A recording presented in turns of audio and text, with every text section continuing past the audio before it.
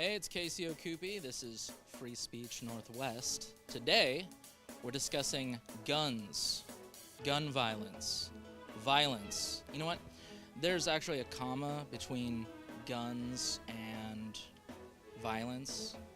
Because if I take this, for example, and I set it on the table, I'm going to do that right now. Okay, I set it down. It's not going to do anything. I could throw a chair at someone. I could throw a knife at someone. I could shoot somebody. That's violence. It's bad.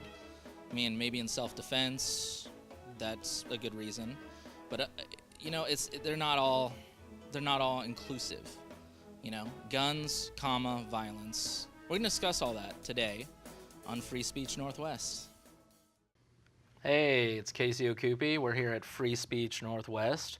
We're with Gaynor from the Gator and Denise show, and Mike Nearman, which is one of our state legislators. And we're discussing the Second Amendment, guns, things along those natures. Let's take a look at it right now. A well-regulated militia being necessary to secure to the security of a free state, the right of the people to keep and bear arms shall not be infringed. For some reason, that's got all sorts of different interpretations, you know? Like with the public, there are different groups that have different definitions of what all of this means. What exactly does it mean to you, Mike? Well, so some of it's been clarified by the courts recently. So, like, for instance, the U.S. Supreme Court's clarified that it is an individual right. Some people were claiming that it's not an individual right. The right belongs to the states to operate a militia, which they consider to be the National Guard. And the U.S. Supreme Court said, no, that's not a correct reading of it, that it's an individual right, that individuals had the right to bear arms. And I think that's the way it's been understood over time. So I'm glad of that. So, but you're right. There's different people are trying to wedge in different meanings to it as they want to fit their ideological needs. Yeah. What do you think about that, Gator? The interpretations. I think a lot of people. I think Mike's right. A lot of people are trying to change the language so that it doesn't have its original meaning, which I think the founding fathers were smart in how they phrased it, in the sense that it was our right to defend ourselves against others and defend ourselves against a government. Those are two main issues that the early founders were struggling with. And when they laid this out, that's why they said it the way they did. Very simple. The translation could be easily just stated for modern phrasing. You have the right to defend yourself against other people, comma, and you have the right to defend yourself against the government. Yeah. It's that simple. Mm-hmm. And by you don't directly mean, what was it that you were saying? That they were saying that... The National Guard. The National Guard. You don't mean the National Guard. No, not you mean at all. me.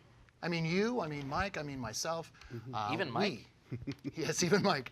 Wow. And that's how simple it's supposed to be. It's not supposed to be complicated, and over the last 250 years or so, they've tried to change what that wording means, like trying to imply the National Guard. Well, that's the modern militia.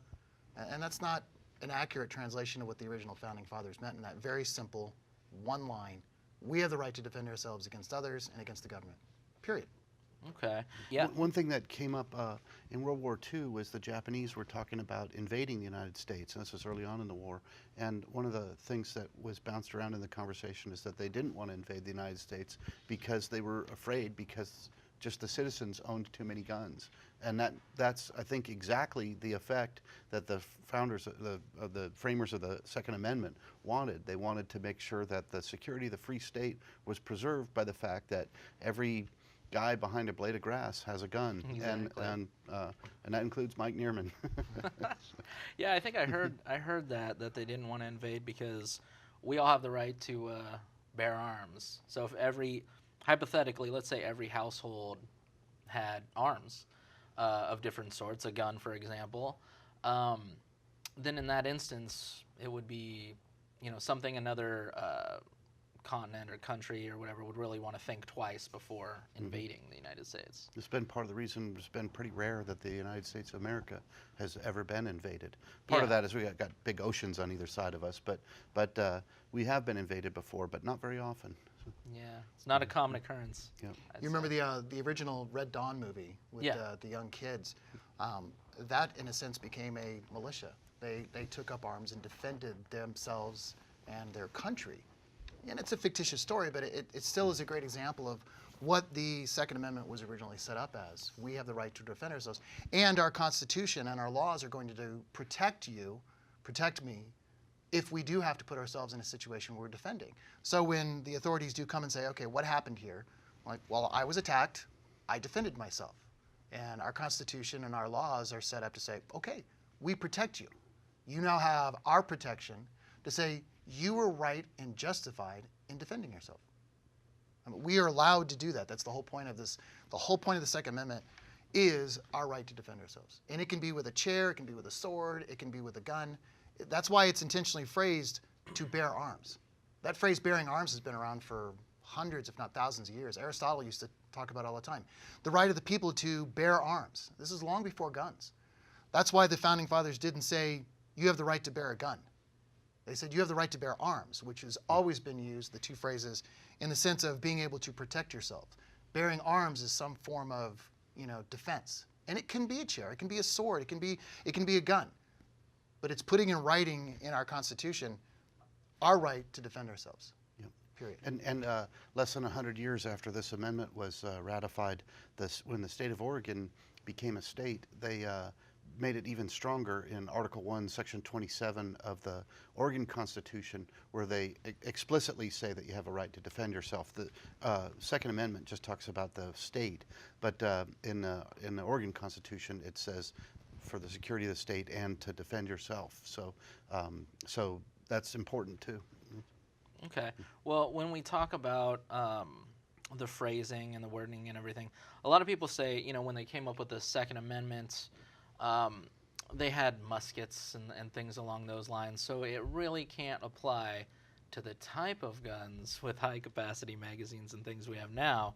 But there's evidence that when that was written, there were guns that were actually able to fire. They had magazines that could hold multiple rounds, and they were able to fire multiple rounds. So what do you think they meant as far as, I know you said a chair, a knife, and things along those lines. Any of these things are arms. But with the evolution, weapons have always been evolving, right? Sure. Yeah, they've always been evolving. So, I don't know. What do you think, Mike? So to that, I would say in 1776, the most sophisticated weapon on the face of planet Earth was the musket. And the Founding Fathers, probably their most significant collective experience was tyranny in the face of the largest empire that the world had ever known, which was the British government at the time.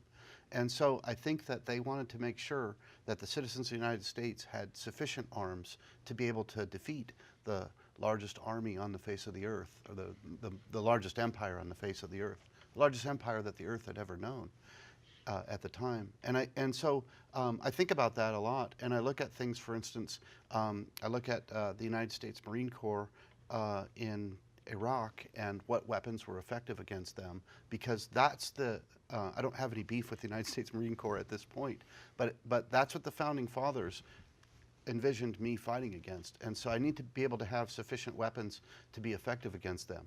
So do I need a nuclear weapon? I don't think so. I think anybody's ever argued that. Do I need a bazooka and a rocket launcher? Probably not. But I think if sufficient numbers of myself and my fellow citizens are armed with weapons, and probably some of those are semi-automatic weapons, I don't think we need automatic weapons, but I think we could hold our own against our own government. So I think that's how that needs to be looked at there. When you say, oh, all they had back then was muskets, so here you go, here's your musket, your Second Amendment rights are preserved.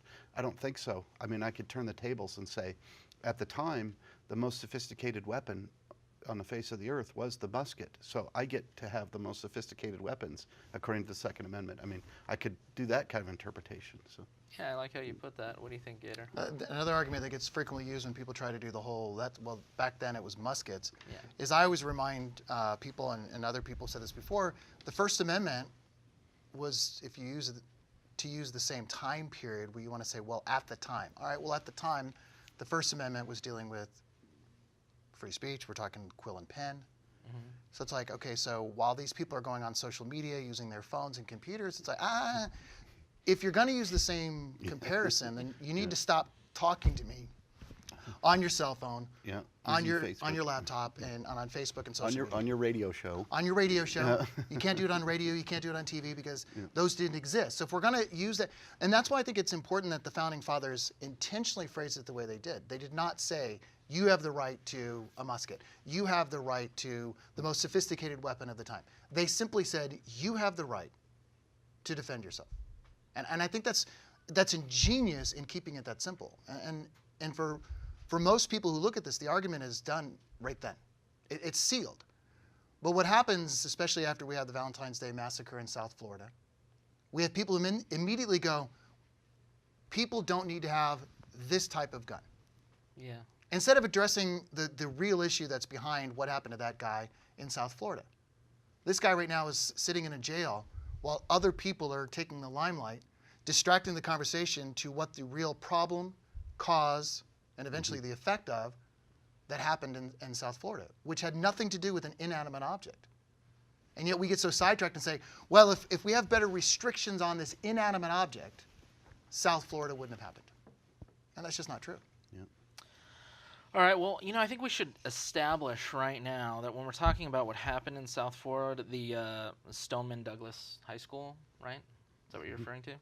Yeah. Yeah, with 19-year-old person, we don't have to mention them specifically.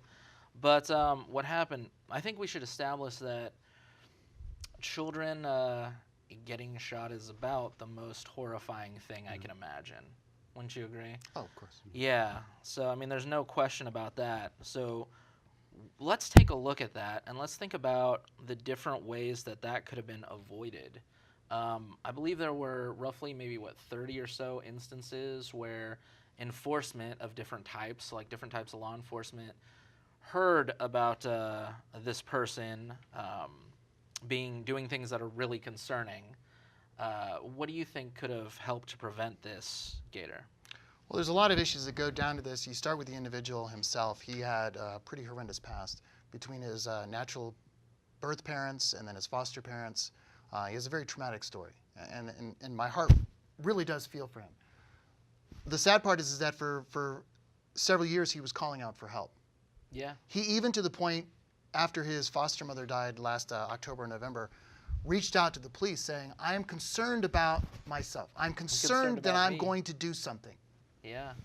Now, keep in mind, this was after the 30 or 40 times that the local authorities, police, sheriff, even the FBI, who had been involved, had been notified, had come out to his house. All of the signs were there, that this guy was literally crying out for help in some way.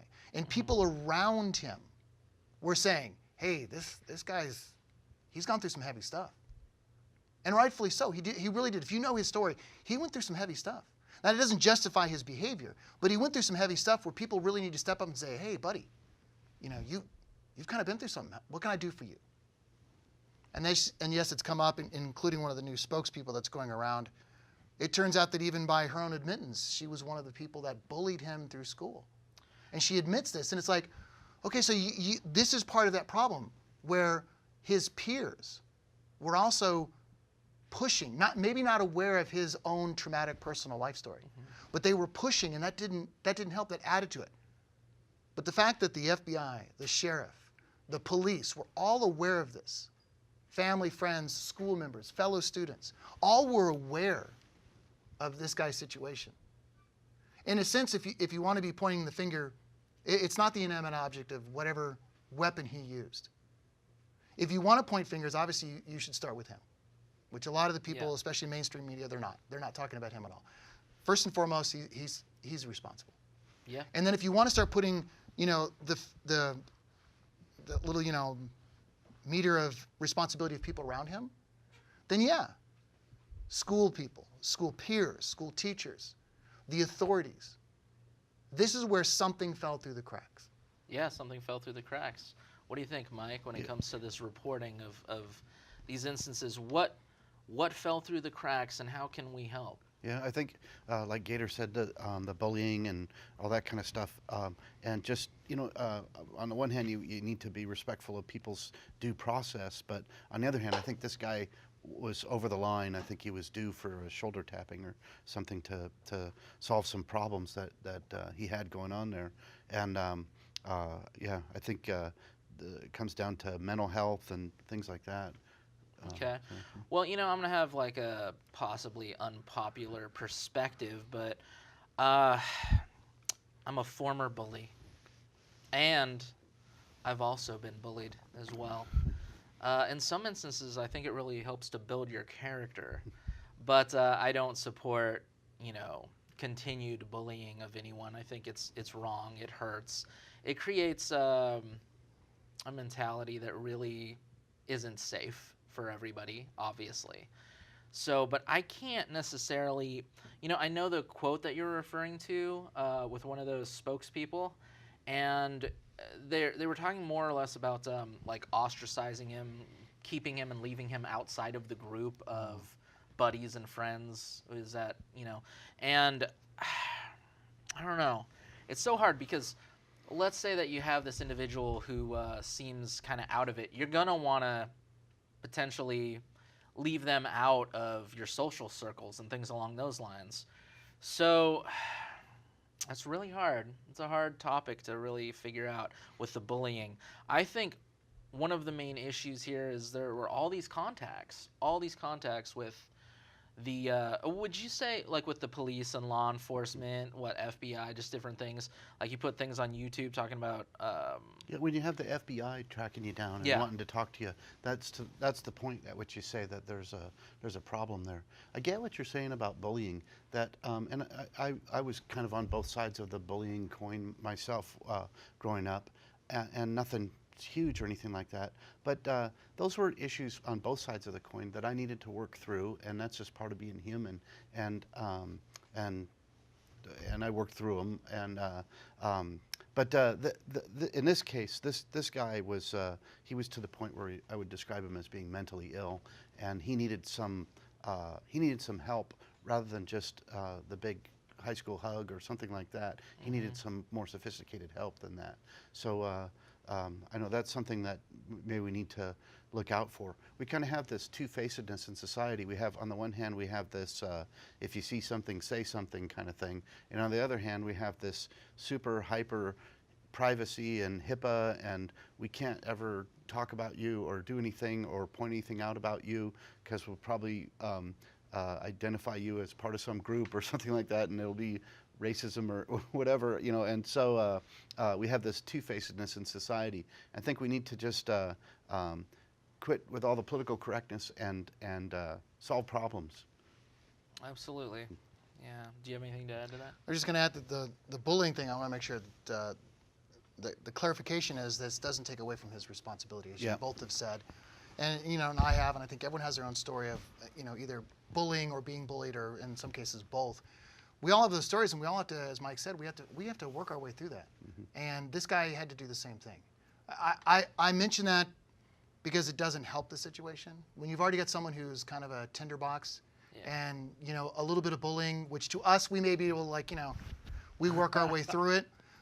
And most people do. Most people really are. They really are able to kind of go, okay, that hurt, that wounded, but they get through it. And you're right, it does. It adds some character to it. It adds some strength to it. I get that. This is one of those cases where whether they knew or not, it wasn't helping the situation. They may not have known they were throwing gasoline on it to make that fire worse. They may not have known. I'll give them that. But that's one of those examples that is not being focused on when we're addressing situations like the South Florida situation. A few weeks ago, a lot of schools across the nation during the weekday had a walkout. Yeah. And what I loved was the response, which dealt with bullying, for one, was not a walkout, but a walk up. And they decided to address something you mentioned, Casey, where you notice these people and you say, you know what, this is out of my comfort zone. They're kind of a little weird, but I'm just going to walk and say, hey, what's up? Because a lot of that, and that's where there was that movement that was happening. While a lot of these students were doing the hashtag walkout, there was a group that was doing the hashtag walk up. And they were making the determination, hey, because if you look at it, if this guy is dealing with some serious issues, which he was, and a good portion of the people in that school probably didn't know any of this stuff. We found out later. But whether you know this or not, if you can be more of a positive influence to someone, for all you know, you might have someone like that in your schools. And maybe just something a little more nice, or maybe not mean, that walking up instead of, isolating them and pushing them, sometimes that's all it takes. I mean, all of us can think of stories where we were in a situation and someone just came up and said, "Hey, bro, what's up?" Yeah. And it's not, and it can be in passing, and it's like, I was recognized, I was acknowledged. Feels good. It feels good. Yeah. And sometimes that's where, in schools and even in adult life, getting back to that root of the issue is that kindness to other people goes a long way from encouraging people, for one, and also discouraging them from doing something stupid. Yeah. We can't underscore, in my opinion, we can't underscore how we treat each other, with respect and love and kindness, and how impactful that is, either in a positive way or, because of the lack of it, in a negative way. And it underscores, I know it's a theme you have on your radio show too, of the personal responsibility thing of if we have problems in our school, let's solve them in here, rather than let's ban guns or let's bring in more cops or whatever or something. So I think that's important too. That's an important message for the kids to get too, is that if there's a problem, you need to solve it with the resources that you have as a first resort. Okay. Well, I think we've covered Florida pretty well, and I like that. I like that message. Here on Free Speech Northwest, if there's somebody that's kind of outside of your comfort zone and you're in school, you know what's causing that? Maybe if you go up to them, shake their hand and say, "Hi, how are you? It's nice to meet you. What are you up to? What do you do for fun?" Maybe just kind of introduce yourself to someone. All of a sudden, that discomfort gap starts to close up. Wouldn't you agree? Agreed. Yeah. Well, we have a lot of stuff going on. This is Free Speech Northwest, so we're in the Northwest. We have a lot of stuff we're dealing with here in Oregon when it comes to guns and that issue. Like we have here, what is this, Initiative 43, right? Oh, boy. Yeah, where we're talking about assault weapons and large capacity ammunition magazines. So assault weapons, let's look at their definition real quick. Semi-automatic rifle that has the capacity to accept a detachable magazine and has at least one of the following, and then it goes on to list a bunch of stuff here, but let me see. Assault weapon, semi-automatic rifle. So my cousin's got this 22, and it's got a clip, holds like, I don't know, maybe around 30 bullets or something, and they use it for target shooting, and you can use these rifles and things with clips for hunting and different things. Would you call that an assault weapon? Well, my definition of an assault weapon is a lot broader than... Probably a weapon you use to assault someone. Exactly. Yeah. And I use the example all the time. It can be a chair, it can be a knife, it can be a sword, it can be any number of guns. Sure. I mean, a BB gun, if properly used or how you use it, even if it's improperly used, can be an assault weapon. I think we've gotten so distracted with this definition of what an assault weapon is that the reality is this mug could be an assault. If I took this and properly used it to clonk you over the head, I've just assaulted you, and I used a cup to do it. And so we've gotten so sidetracked by going, well, we need to define what an assault weapon is. Yeah. Especially when it comes to guns. And I'm like, well, I'm going to make it easy. If it's a gun, it potentially is an assault weapon of any kind. And so I always struggle with when they get into separate definitions, because then what they say is, well, this type of gun is not an assault weapon. This type is. Until the moment somebody out there uses one of those guns in the non-assault category and assaults somebody. And then once again, they've got to change the definition, which is what's been going on for years. They keep changing. Like, oh, well, now we need to take this over from this and put it over here. Because, well, someone uses an assault weapon. Yeah. So now we need to put it in this category. So this list keeps growing and growing. It's just a matter of time, really, before everything in this list that they're calling a non-assault gun Sure. ends up over here. Yeah, it goes over there. Yeah, this is it. It's the initiative about assault weapons and magazines and things. It's absurd. I don't understand how, if we're talking about a magazine that you load the bullets into the magazine and then you put it in the clip.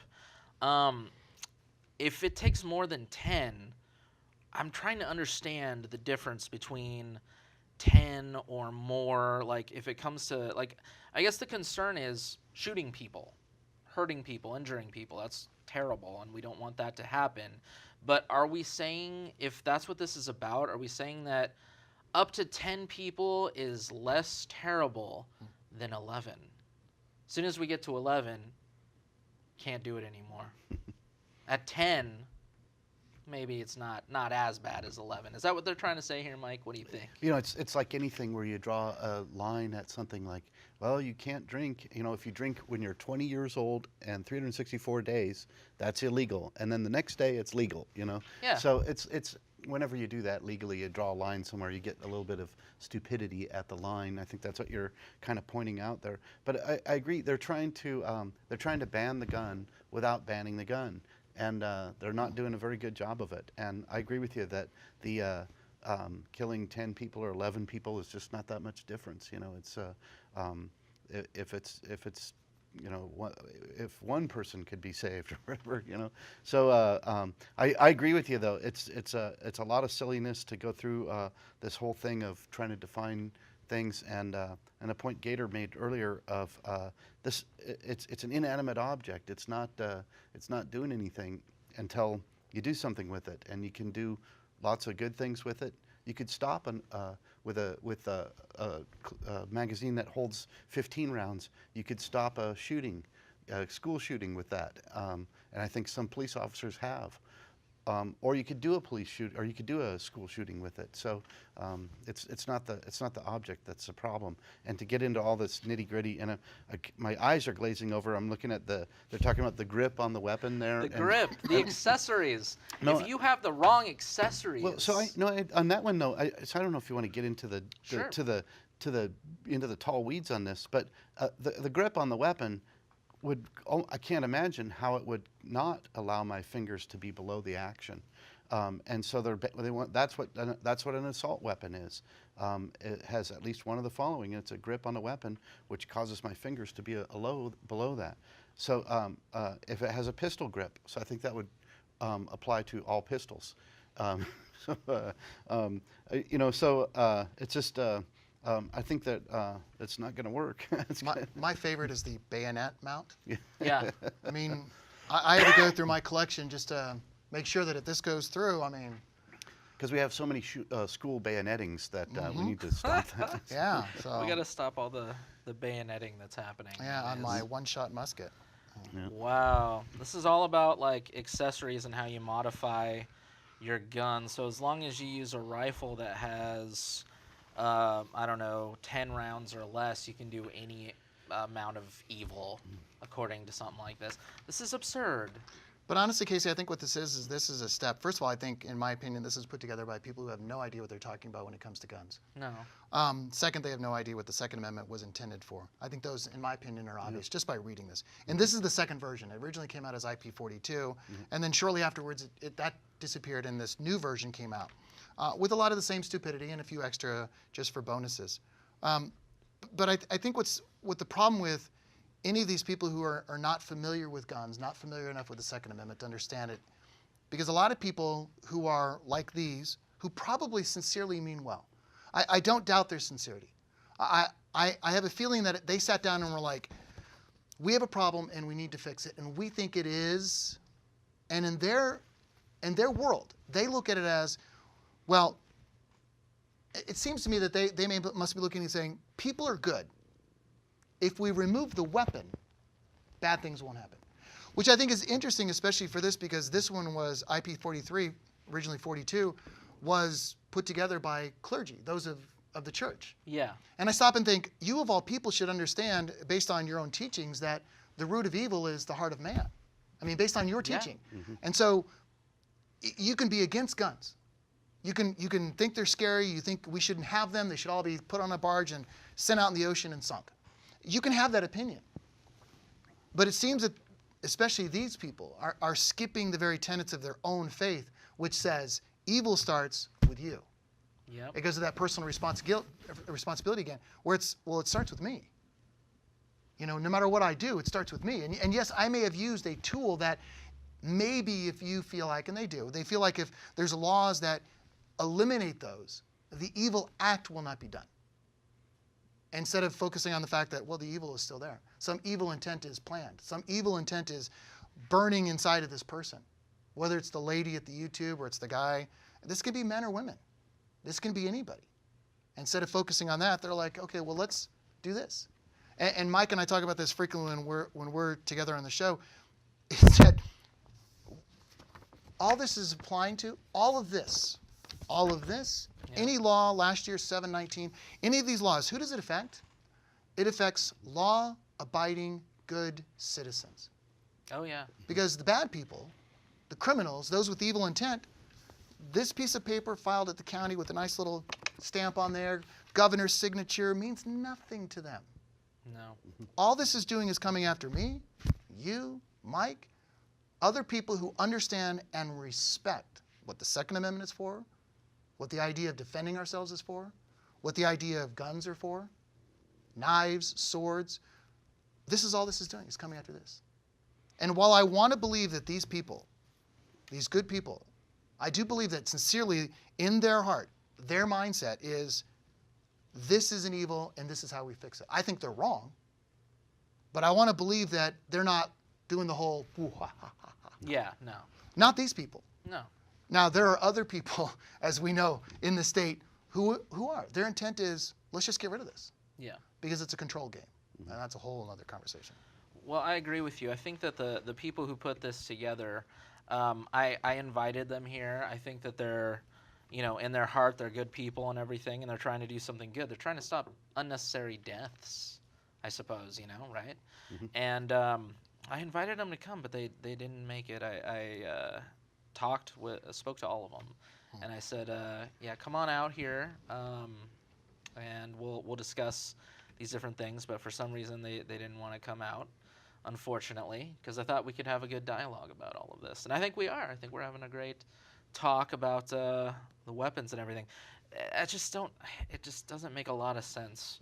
A flash suppressor, brake muzzle, a forward grip, a grip's going to determine whether or not someone is going to hurt someone. It just, this piece of paper, all these different things, it just, the number of rounds in magazines, I don't get it. To Gator's point, though, when he's talking about that it affects the law-abiding people, is the Second Amendment has one word in it, and it says necessary. And it says that the militia is necessary, and the militia is made up of people the law-abiding citizens who do own guns. And so those people are necessary. The Constitution says that they are. This isn't optional. It's not like free speech or anything like that where you can do it or not do it. The Second Amendment says that these people are necessary for the security of a free state. So if we want freedom, we have to have a bunch of guns sprinkled throughout society. So that's the misguidedness of this, is that this is going to take away something that's necessary from law-abiding people, or make it harder to be a law-abiding person and who bears arms. Yeah, like Gator said, this gives evil people a lot more power than good people, which is crazy. That's like the exact opposite thing that you would ever want to happen. Right. You don't want to give all the power to people who are evil and want to hurt people and leave yourself defenseless. That's kind of crazy. Mm-hmm. So. And along those lines, too, is to put law enforcement in a position of having to, I don't know to confiscate the guns, or to have to confront people who are armed and say that's an illegal weapon and have to have that conversation with them. So I don't know. And the other question I have is, if I have to turn in my guns, do I get compensated for them? Because that's elsewhere in the Constitution that says that you can't deprive me of my property without just compensation. So I don't know. I don't know about that. Makes you wonder if they're going to eventually go to like Australia did, which ended up backfiring. No pun intended. But they did the whole voluntary gun buyback program. Yep. Well, what's interesting about it is that when it was all said and done, not a single criminal participated. That's strange. It was all the good law-abiding citizens who were like, okay, well, the government wants us to get rid of our guns. They're going to give me some fair compensation. They got some money. They turned them in. Now, before we even get into the statistics about how their crime actually didn't do what they thought it was going to do, I just thought it was interesting that if we were, because we hear this a lot in the United States. Well, in Australia. Yeah. Well, in Australia. And I'm like, yeah, okay. Well, if you want to go that route, we can go to the statistics of whether or not that worked or not. And I'm sure you don't want to have that conversation, or you were misinformed about what happened there. But before we get into statistics of what happened over that program, how about we just get into who turned in their guns? The law-abiding citizens. Who didn't turn in their gun? The non-law-abiding citizens. And if that's what you want to happen in the United States and you want to use Australia as an example, then again, what you're asking is, hey, law-abiding citizens, even though you're not doing anything wrong, we want you to do this because then we're going to feel safer, which is ridiculous because then you have less people with the ability to defend themselves and other people. Yeah. And you have more of the bad people. I mean, look at Chicago. I don't know how people in this mindset ignore examples like Chicago, some of the strictest gun laws in the entire country, and yet some of the highest homicide by gun activity in the country. Mm-hmm. They ignore that. Anytime you bring it up, they go, well, those guns are being shipped in from Indiana. I don't care if they're coming from Canada. You're missing the point. The point is bad people will still have guns. Good people will not be able to defend themselves. Bad people with guns, knowing that there's less good people with guns, know that they've got more targets. Mm-hmm. They're more emboldened. Mm-hmm. Yep. I always tell people this, especially when it comes to like schools, because we talked about the Florida thing. And schools always have like signs and they broadcast, thanks to former Senator Joe Biden. We now have gun-free zones. Moving Why are targets. you telling anybody this? And isn't it interesting that all these shootings take place in these gun-free zones? How come these mentally ill people don't go down to the police department and just shoot that up or something, right. Or don't go down to the National Guard post and shoot that up or something? And there's a reason why they go to these schools and everything, because they know they're gun-free zones. So I intend in the next legislative session, well, maybe not the next legislative session, because we've got a special session now coming up, but in the next regular legislative session, I intend to introduce legislation that says that school staff who are willing, and on a voluntary basis, can be armed if they have some training, just a normal concealed training there. And then I think that the schools ought to advertise that fact and say, we care for the children that are entrusted to us, and we will defend them with lethal force if necessary. Welcome to our school. Right. And that's beautiful. Yeah. You look at like air marshals. We now have air marshals. Well, we don't know who they are. Yeah. We're not supposed to know who they are. As a matter of fact, a little secret, they're not on every flight. How about that? Huh? But we don't know which know. flights they're on. Yeah. But it's a deterrent because the moment someone goes, well, there could be somebody here. It could be a guy, it could be a gal, it could be anybody. So I always thought, why are you putting up a sign that says, I'm going to translate it, Target? And they're like, no, that's not what we're saying. We're saying, no guns, gun-free zone. I'm like, no. I'm translating for you.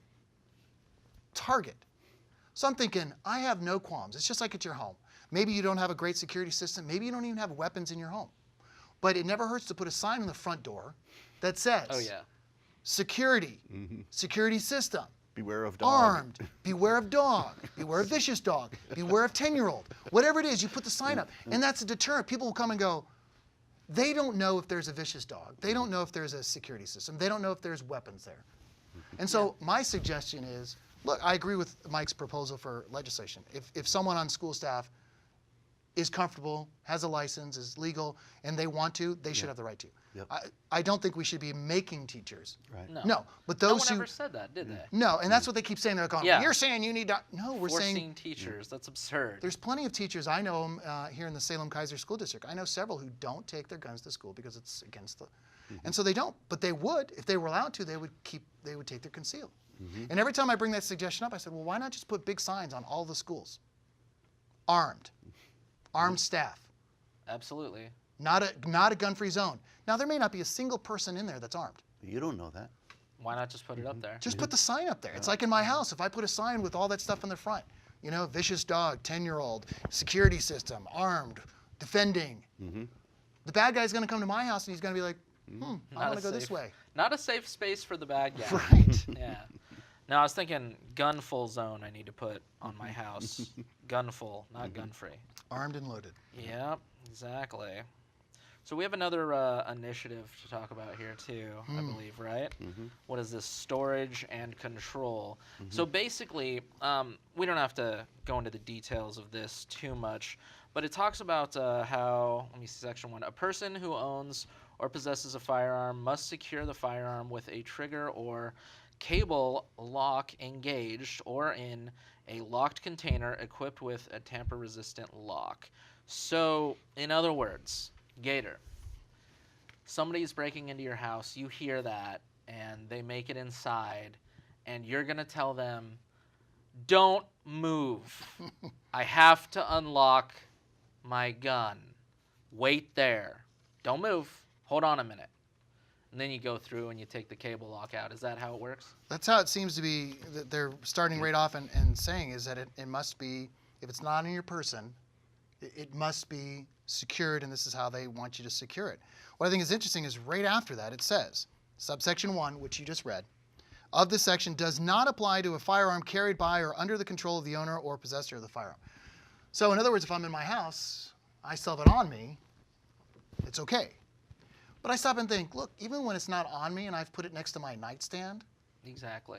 my children are grown, so I have no children in the house. I don't have any pets, so I don't even have to worry about the dog accidentally getting it. It's me and my wife. She won't go near it, and we're good. I'm like, the only reason it would be in danger if someone else came to my house. In which case, if we have visitors, it's on me. Even if it's family. I just go, well, I'm not going to put it somewhere. It's on me. But when I'm home and I'm relaxed and my refuge and doors are locked and it's just my wife and I, it's out. Yeah. But it's one in the chamber. It's got the lock on it, but it's a thumb lock. But Yeah. that's it. So if I need to, it's grab, thumb lock, I'm ready to go. I'm not going to have it where I'm like, and this seems to indicate, and you're right, that when I'm at home and I take it off and like, okay, key lock, key lock it, secure. Oh wait, that's maddening. It's my house. Yep. The front door, the back door are locked. Someone breaks into my house, I want to be able to, whether it's on me or within reach.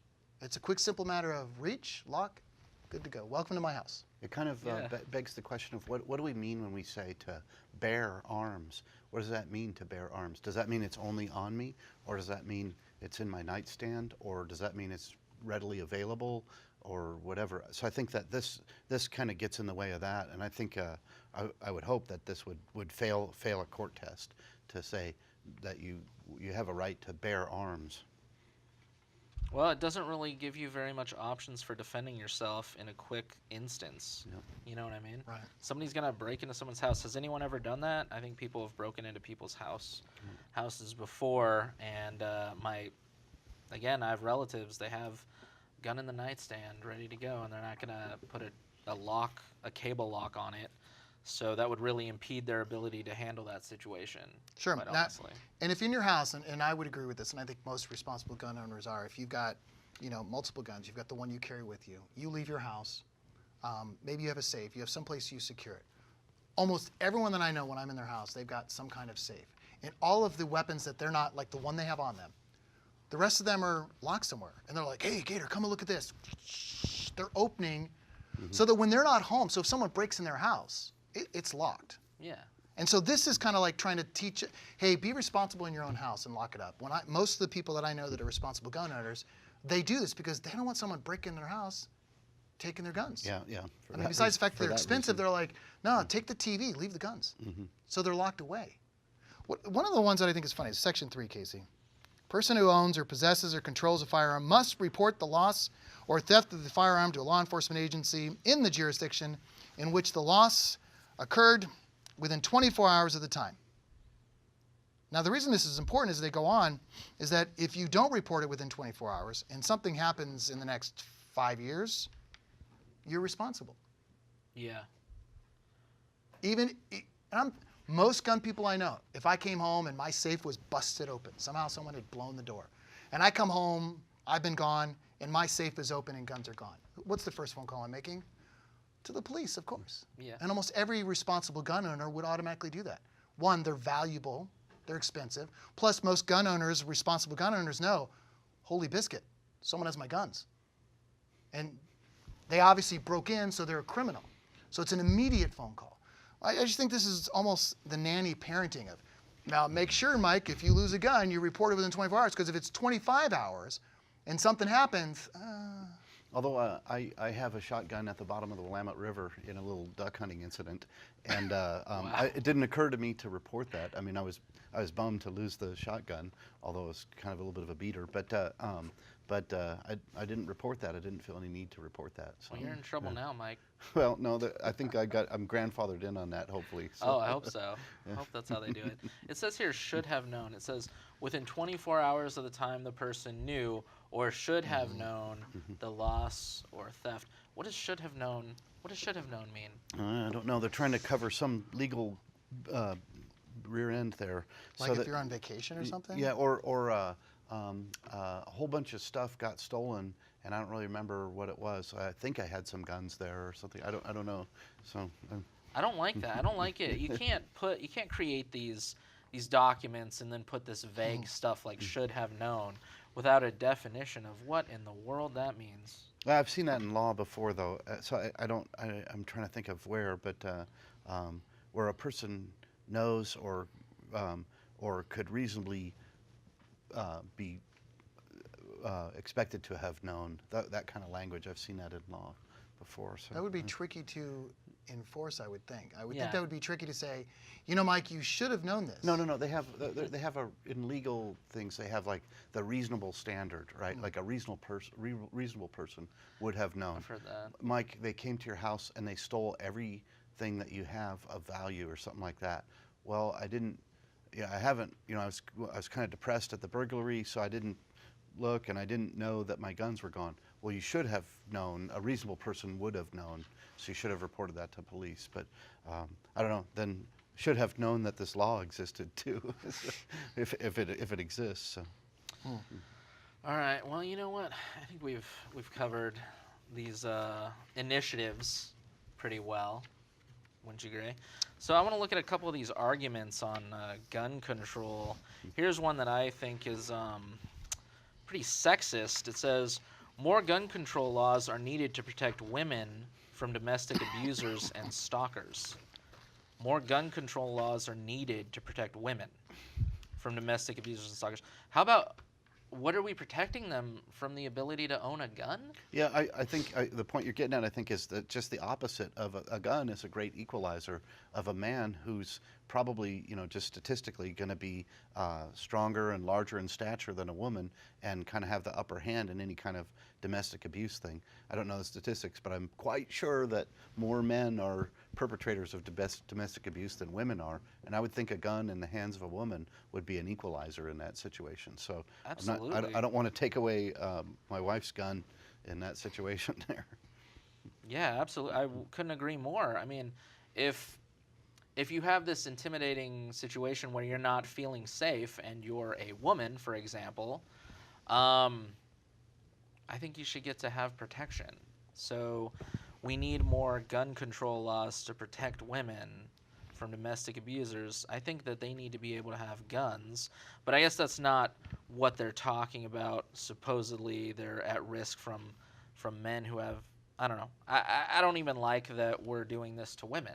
What's interesting about the statistic is it talks about two things. A woman is at risk for being murdered, increases 500% if a gun is present during a domestic dispute. What this statistic is not including is something that they actually say at the very end, talking about statistics from 2001 to 2012. A large number of women were killed by gun from an intimate partner. This is what's interesting about that stat from up here, where a woman's chance of being shot or murdered increases by 500% if the aggressor has the gun. This is trying to imply that if women have guns, then the gun's going to get taken from them and it's going to be used against them. Now, that can possibly happen, but it can also happen the other way around. Now, I don't know how many people you know, how many women you know who have been trained in firearms, but I know a properly trained woman, I'll take a gun from her. Right. If I'm the aggressor and the woman is trained, knows how to use, and she has positioned herself with a gun, I'm going to leave her alone. Yep. And statistically, what's interesting about what's short in this stat is that this chance of a woman being, increasing 500% is based on him having the gun, not on her having the gun. because the statistic is actually a lot different when she has a gun and he doesn't. Because as Mike mentioned, it's the equalizer. Because he's right. Physically speaking, most men are physically more powerful than most women. There are some exceptions, but for the most part, that is true, physically speaking. And so the gun makes it an equalizer. Where if she's properly trained, he's going to think twice. He may be thinking, okay, I can out wrestle her, but she's trained, she has a gun. And that stat completely changes. You're absolutely right. We're talking about some other stuff here, like guns are rarely used in self-defense. We were talking about this earlier. You were mentioning that all these self-defense instances, they're not always reported. I mean, when do you use... I can't imagine every instance that you defend yourself and then you call the police, by the way, I defended myself all the time, just letting you know, and then they write that down somewhere and file it away, a guy defended himself. Or the gun gets used in self-defense, but it doesn't get fired. So, hey, buddy, cut it out, and then that's the end of it there. That was a gun used in self-defense. Exactly. And it didn't get fired. So I think the statistic probably isn't taking that into account there. No, I don't think they're taking a look at that. I don't know, there's all sorts of different things here. More gun control leads to fewer suicides. How can that be proven? I don't understand how that can be proven because we haven't taken away all the guns and seen how many suicides happen as a result of that. That's literally impossible to prove. Wouldn't you agree? Absolutely. And to do that, a thorough study with that, you would have to do exactly what you're implying. Remove all the guns from the situation, wait 10 years and see what that statistic is. Mm-hmm. And I have a feeling because a suicide is not based on the access to a weapon. Suicide is based on something else that's going on in that person's life. Yeah. And the gun is just their choice of how they're going to end their life. Mm-hmm. But people still commit suicide by parking in the garage, turning the car on. They jump off bridges. They use knives. They overdose on pills. And some people may choose to use a gun because for whatever reason they think it's the quickest, less, whatever, for them to use. But it doesn't mean if someone's, and again, we're not getting back to the root issue. As a society, we're not getting back to the root problem. If someone is suicidal, they will find a way to kill themselves. Just like if someone is violently intent on hurting a partner, they will figure out a way to do it. Or they're going to do mass damage. They will figure out a way to do it.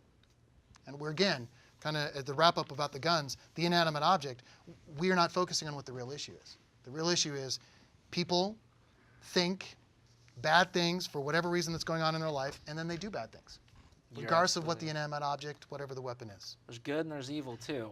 That's another thing to think about. So let's wrap up. We'll talk about the root issues and everything. Like you said, Gator, there are guns, and then there's like the thing behind that really causes damage and inflicts damage or harm to someone, and that is the mind of someone who's either got a damaged mind in one way or another, figuratively speaking, or they just want to hurt somebody. So it's the individuals. We need to take a look at that and see what's causing people to have these issues, and how do we do that? Do you have any ideas? That's a big issue that's a big issue. It's the issue. And I agree, and I think it's being perpetuated and it's kind of escalated in the last 50 or 60 years. You go from the family structure, our morals in this country have certainly changed since I usually place it around the late 50s, early 60s, and it's just getting worse and worse and worse. Our respect and valuing of life, all life, any lives. Yeah. This isn't a matter of this life or that life. It's a matter of all lives. Our respect and value of that has changed. Here in Oregon, we as a state, not all of us, we as a state have legalized some of the worst abortion laws in the country. And I only bring that up because that represents an entire mentality of we have determined that life from conception to birth, all the way to the exit, is not valuable. At the other end of it, California, Oregon, that, death with dignity. We now don't value life at that end either. And then there's other countries who are saying, well, you know what, if you have Down syndrome, that's not a life worth living. And so they brag about, hey, we no longer have Down syndrome children. Well, that's because you killed them all. And they're bragging about this. Through the last several decades, we have slowly increased our devaluing of life. We cherish it less. It's in our entertainment, our music, our TV shows, our movies, our video games. it's less and less traumatic. What makes it traumatic is when we have an airplane crash, because then you've got 150 people in one swoop event. It's traumatic. Yeah. We have a mass shooting where 17 people in one incident, without realizing that in that incident, 3 adults, 14 young people from that high school. That's tragic. That is absolutely horrible. But on that same day, an average of 11 teenagers died from texting in their car. And every day, 11 on an average teenagers. Of We course. don't talk about this at all. Because it's a matter about the sensationalism. The big airplane crash is big news. The big mass shooting is big news. But we're not focusing on the fact that our young people, if we want to use the high school thing again, our young people are dying from something completely different than just guns.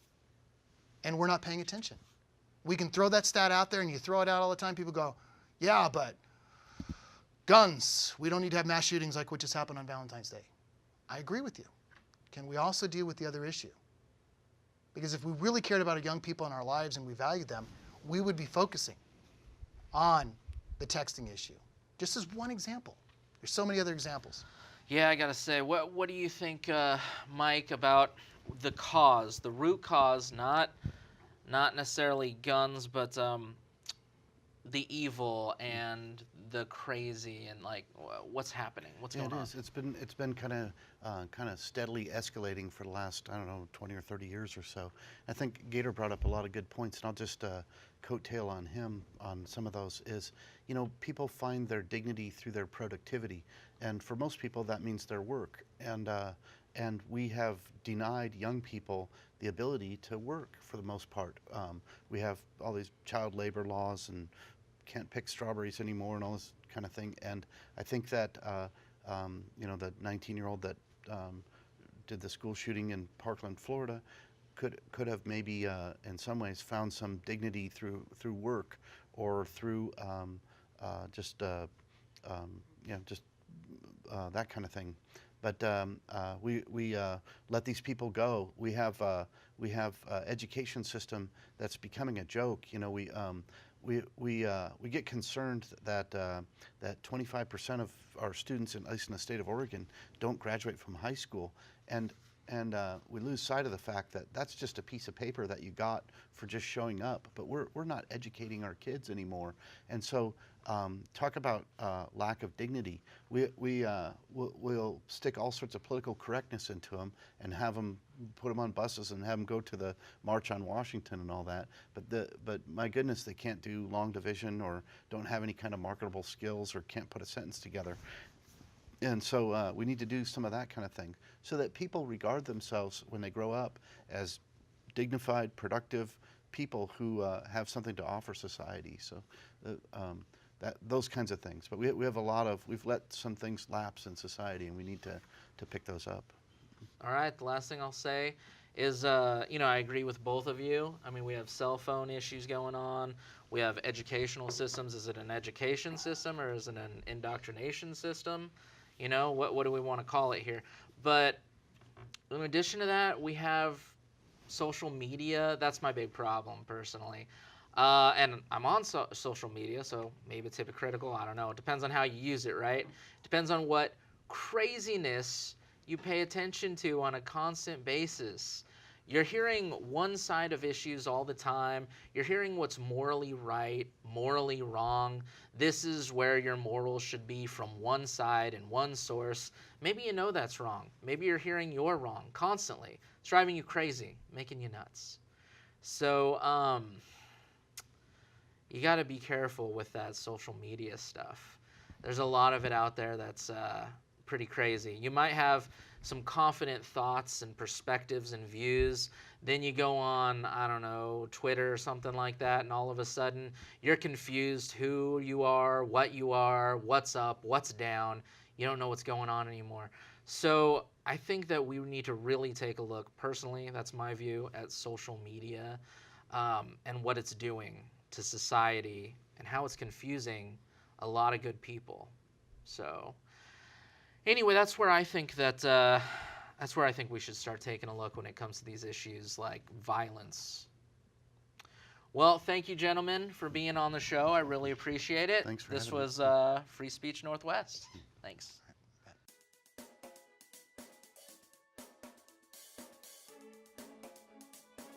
Basically, for me, it's just a personal accountability issue. If people want to continue to blame a weapon or a firearm or anything that you can pick up, I don't think that's appropriate by any means.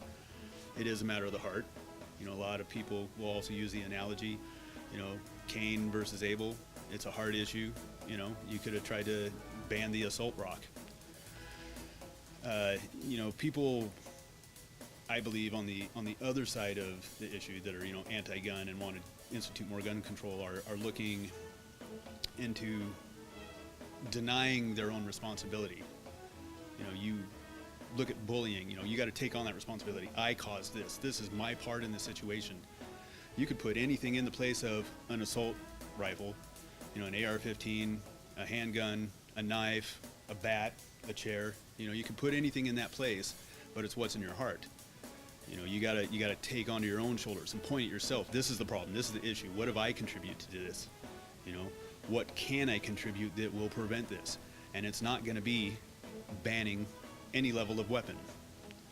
Suicides. They say that, you know, you restrict guns, suicides will go down. No, you know, I agree. People just find more pills, more rope. They'll drive an SUV off a cliff upside down with a carload of kids in it. You know. It's not the weapon. You know, I carry every day, and my attitude about that is that I'm not going to be safe or proficient with something unless I do it every day, which is why I do it every day. And I think that's, for me, a responsible method. Like I said, I could talk on any number of things related to this. No, I and appreciate it's all it. purely, Accountability. It's all personally just an opinion. I do listen to the same statistics everybody else has, and I kind of, you know, have to give them only so much weight. But in my own life, it's personal accountability and training. You know, I teach both my boys responsibility about guns and the reality of them. You know, it's my responsibility. What have I brought into the situation? You know, just because I'm carrying a gun every day hasn't changed my mentality on how I encounter opposition. If somebody wants to get angry at me in traffic, what have I contributed to that? Can I pull back some, you know? Or now because I'm carrying a gun, does that mean I have to institute bravado and be like, well, look here, punk, you know, you back off? No, I still try to draw back. You know, it's a real sticky situation. Well, I really appreciate and respect your view. It sounds like you like to have a balanced view of things, and we appreciate you sharing here.